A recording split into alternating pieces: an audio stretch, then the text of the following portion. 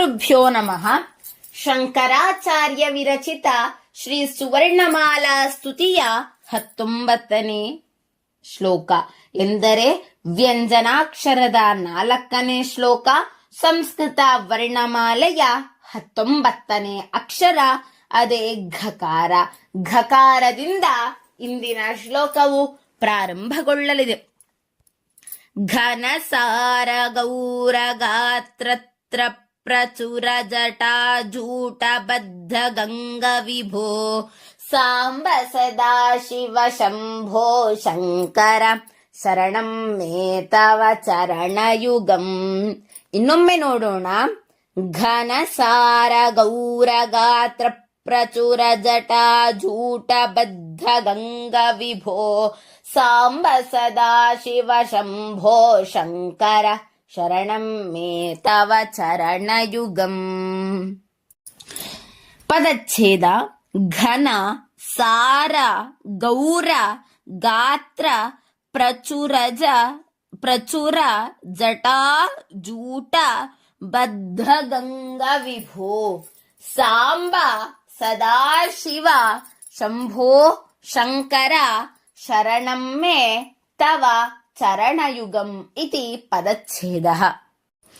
ವಿಭೋ ಘನ ಗೌರ ಗಾತ್ರ ಪ್ರಚುರ ಜಟಾಜೂಟ ಗಂಗಾಂಬದ್ಧ ಸಾಂಬ ಶಂಕರ ಸದಾಶಿವ ಶಂಭೋ ತವ ಚರಣಯುಗಂ ಮೇ ಶರಣಂ ಇತಿ ಅನ್ವಯಾರ್ಥಃ. ಇನ್ನು ಅರ್ಥವನ್ನ ನೋಡುವುದಾದರೆ, ಹೇ ವಿಭುವೆ, ಕರ್ಪೂರದಂತೆ ಗೌರವರ್ಣದ ಕಾಯವುಳ್ಳವನೇ, ಜಟೆಯ ಸಮೂಹದಲ್ಲಿ ಗಂಗೆಯನ್ನ ಹಿಡಿದಿಟ್ಟುಕೊಂಡವನೇ, ಪಾರ್ವತೀ ಸಹಿತನಾಗಿರುವವನೇ, ಸದಾ ಮಂಗಳಮಯನೇ, ಶಂಭುವೆ ಶುಭವನ್ನುಂಟು ಮಾಡುವವನೇ, ನಿನ್ನ ಚರಣಯುಗಳವೇ ನನ್ನಾಶ್ರಯವು ಎಂಬುದು ಇದರ ಅರ್ಥವಾಗಿದೆ. ಇನ್ನು ಭಾವಾರ್ಥವನ್ನ ತಿಳಿದುಕೊಳ್ಳೋಣ. ಇಲ್ಲಿ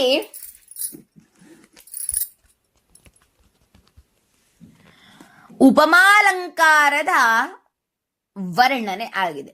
ಅಂದೇ ಹೇಳಿರುವಂತೆ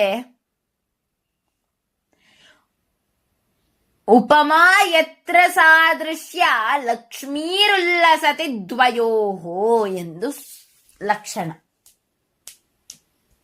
ಉಪಮಾ ಎಂದರೆ ಸಾದೃಶ್ಯ, ಹೋಲಿಸುವಂತಹದ್ದೇ ಉಪಮಾ. ಇಲ್ಲಿ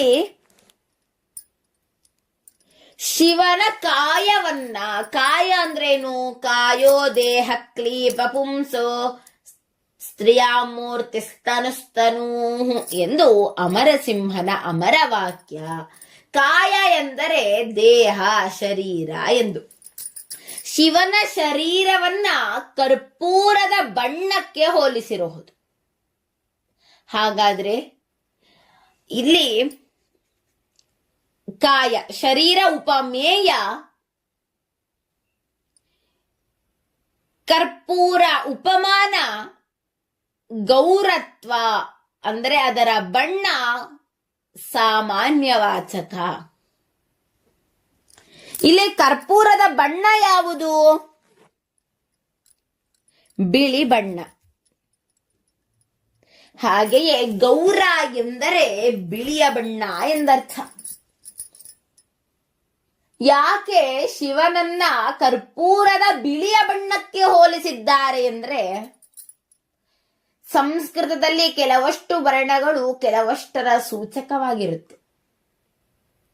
ಉದಾಹರಣೆಗೆ ಕೇಸರಿಯ ಬಣ್ಣ ಕ್ಷಾತ್ರ ಪರಂಪರೆಯ ತೇಜಸ್ಸು ಸಂಕೇತ. ಹಾಗೆ ಕಪ್ಪು ಬಣ್ಣ ಸೂರ್ಯನ ಬೆಳಕನ್ನ ನಕಾರಾತ್ಮಕವಾಗಿ ತಗೊಳ್ಳೋದು. ಹಾಗೆ ಕೆಂಪು ಬಣ್ಣ ಅಪಾಯದ ಸಂಕೇತ. ಹಾಗೆ ಬಿಳಿಯ ಬಣ್ಣ ಪರಿಶುದ್ಧತೆಯ ಸಂಕೇತ. ಅದಕ್ಕೆ ಹೇಳ್ತಾರೆ ಹಂಸೀವ ಕೃಷ್ಣತೆ ಕೀರ್ತಿ ಸ್ವರ್ಗಂಗಾಮಿವ ರಾಜತೆ ಅಂತ, ಸ್ವರ್ಗಂಗಾಮಿವ ಗಾಹತೆ ಅಂತ ಹೇಳ್ತಾರೆ. ಅಂದ್ರೆ ನಿನ್ನ ಕೀರ್ತಿ ಹಂಸದಂತೆ ಪರಿಶುದ್ಧವಾದದ್ದು. ಹಾಗೆ ಇಲ್ಲಿ ಕಾಯ ಕರ್ಪೂರದ ಬಿಳಿ ಬಣ್ಣ ಎಷ್ಟು ಪರಿಶುದ್ಧತೆಯನ್ನ ಹೊಂದಿರುತ್ತೋ ಅಷ್ಟೇ ಪರಿಶುದ್ಧವಾದಂತಹ ಕಾಯವನ್ನ ಉಳ್ಳವನು ನಮ್ಮ ಶಿವ. ಹಾಗೆ ತನ್ನ ಜಟೆಯಲ್ಲಿ ಗಂಗಾಧರನಾಗಿದ್ದಾನೆ. ಅದರ ಕಥೆಯನ್ನ ಮೊದಲು ನೋಡೋಣ.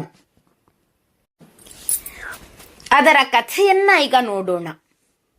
ಭಗೀರಥನ ಪ್ರಾರ್ಥನೆಗೆ ಒಲಿದು ಸ್ವರ್ಗದಿಂದ ಇಳಿದು ಬಂದ ಗಂಗೆಯನ್ನ ತನ್ನ ಜಟೆಯಲ್ಲಿ ಹಿಡಿದು ಅವಳ ಗರ್ವಭಂಗ ಮಾಡಿ ಭೂಮಿಗೆ ಹರಿಸಿದ ಶಿವನೇ ಗಂಗಾಧರನು.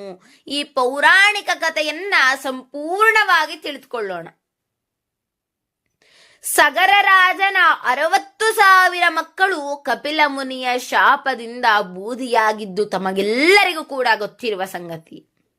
ಅವರ ಆತ್ಮಕ್ಕೆ ಮುಕ್ತಿ ಸಿಗಬೇಕೆಂದು ಸ್ವರ್ಗದಲ್ಲಿರುವ ಗಂಗೆಯನ್ನ ಭೂಮಿಗೆ ತರಬೇಕಾಗಿತ್ತು. ಇದಕ್ಕಾಗಿ ಸಗರನ ವಂಶಸ್ಥನಾದ ಭಗೀರಥನು ಕಠಿಣ ತಪಸ್ಸನ್ನ ಮಾಡಿ ಬ್ರಹ್ಮನನ್ನ ಒಲಿಸಿಕೊಂಡನು. ಭಗೀರಥನ ತಪಸ್ಸಿಗೆ ಮೆಚ್ಚಿದಂತಹ ಜೀವನದಾತ್ರಿಯಾದಂತಹ ಗಂಗಾಮಾತೆಯು ಭೂಮಿಗೆ ಬರಲು ಒಪ್ಪಿಕೊಂಡಳು. ಆದರೆ ಆಕೆಯ ವೇಗ ಮತ್ತು ಪ್ರವಾಹವು ಅಗಾಧವಾಗಿತ್ತು.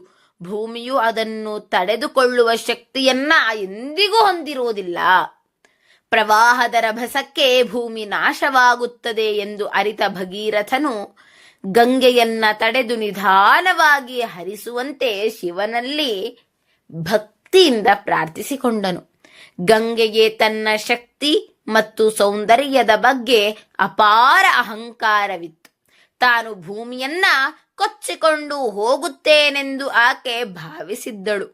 ಗಂಗೆಯ ಈ ಅಹಂಕಾರವನ್ನು ಮುರಿಯಲೆಂದೇ ಶಿವನು ನಿರ್ಧರಿಸಿದನು. ಗಂಗೆಯು ಆಕಾಶದಿಂದ ಧುಮುಕಿದಾಗ ಶಿವನು ತನ್ನ ಜಟೆಯನ್ನು ಬಿಚ್ಚಿ ಅವಳನ್ನು ಅದರಲ್ಲಿ ಸಂಪೂರ್ಣವಾಗಿ ಬಂಧಿಸಿದನು. ಗಂಗೆಯು ಜಟೆಯಿಂದ ಹೊರಬರಲು ಎಷ್ಟೇ ಪ್ರಯತ್ನಿಸಿದರೂ ಅದು ಸಾಧ್ಯವಾಗಲಿಲ್ಲ. ಅಲ್ಲಿಗೆ ಗಂಗೆಯ ಅಹಂಕಾರದ ಸಮಾಪ್ತಿಯಾಯಿತು. ಶಿವನ ಜಟೆಯೊಳಗೆ ತನ್ನ ಅಹಂಕಾರವನ್ನು ಕಳೆದುಕೊಂಡ ಗಂಗೆಯು ತನ್ನ ತಪ್ಪನ್ನು ಅರಿತು ಶಿವನನ್ನ ಕ್ಷಮೆಯಾಚಿಸಿದಳು. ಪ್ರಸನ್ನನಾದ ಶಿವನು ಗಂಗೆಯನ್ನು ತನ್ನ ಜಟೆಯಿಂದ ನಿಧಾನವಾಗಿ ಬಿಡುಗಡೆಗೊಳಿಸಿ 7 ಪ್ರಮುಖ ನದಿಗಳಾಗಿ ಹರಿಯುವಂತೆ ಮಾಡಿದನು. ನಂತರ ಗಂಗೆಯು ಭೂಮಿಯ ಮೂಲಕ ಹರಿದು ಸಗರನ ಮಕ್ಕಳ ಚಿತಾಭಸ್ಮವನ್ನ ಮುಟ್ಟಿ ಅವರಿಗೆ ಮೋಕ್ಷವನ್ನ ಒದಗಿಸಿದಳು.